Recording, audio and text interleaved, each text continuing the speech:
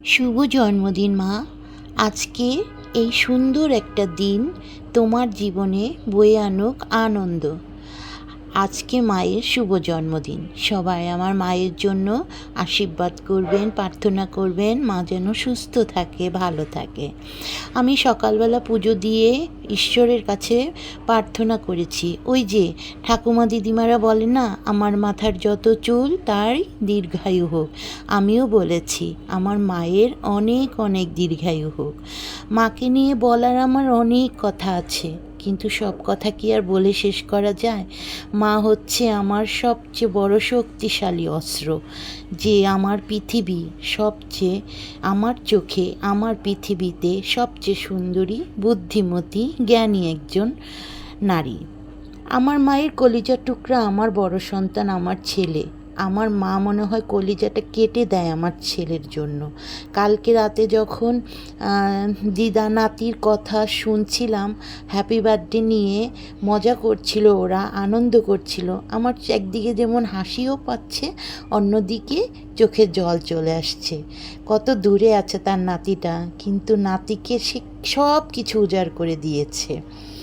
যাই হোক, মাকে নিয়ে তো বলতে গেলে অনেক কিছু বলতে হয়, তারপরে বলবো যখন আমি অসহায় হয়ে পড়ি, যখন আমার অসুস্থতা হয়, তখন মা কাছে থাকলে আমার আর কিচ্ছু চাই না।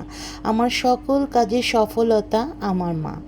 মাকে নিয়ে একটু বেরিয়েছিলাম, কারণ মার জন্য একটা সারপ্রাইজ উপহার তৈরি করার জন্য।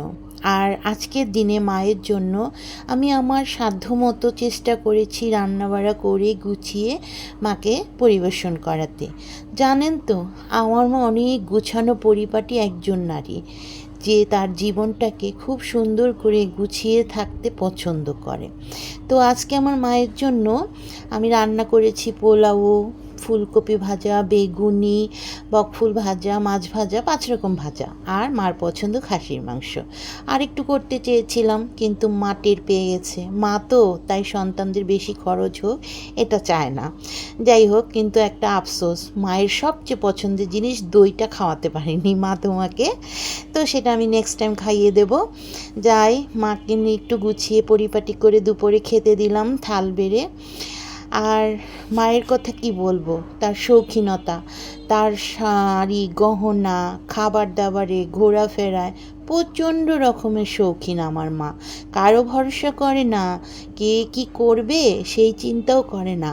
নিজের দায়িত্বে, নিজের ভরসায় সে আজীবন চলে গিয়েছে, তার শখ পূরণ করেছে। এই যে মাকে থালা সাজিয়ে দিয়েছি, মা খেতে বসবে না, জামাই খাবে, মেয়ে খাবে, এটা ভেবে আমি তারপর জোর করে বসিয়ে দিয়েছি। তারপরে মায়ের জন্য একটা কেক এনেছিলাম। এই যে মায়ের সুন্দর করে ছোট্ট পরিসরে একটা কেক কেটে মায়ের চোখের কোণে জল দেখেছি। জানি একটা সময় মা ছোটোবেলায় তার বাবা মার, মানে আমার দিদিমা দাদুর একমাত্র রাজকন্যা, আর আমাদের 3 মামার একমাত্র বোন, খুব আদরে মেয়ে আমার মা। আর খুব তালুকদার বংশের প্রথম সন্তান আমার মা, মেয়ে সন্তান, তাই তো আমার মার একটু রাজকীয় ভাব রয়েছে তার মধ্যে। আর এর জন্যই আমার মার শৌখিনতা, আমার মার কি বলবো, তার আকাঙ্ক্ষা, আগ্রহ, শখ, সব কিছু সবার ঊর্ধ্বে। সবাই যেটা করবে আমার মা সেটা করবে না, তার বিপরীত সে। যাই হোক, কেক কেটে যে মাকে কেক খাইয়ে দিলাম।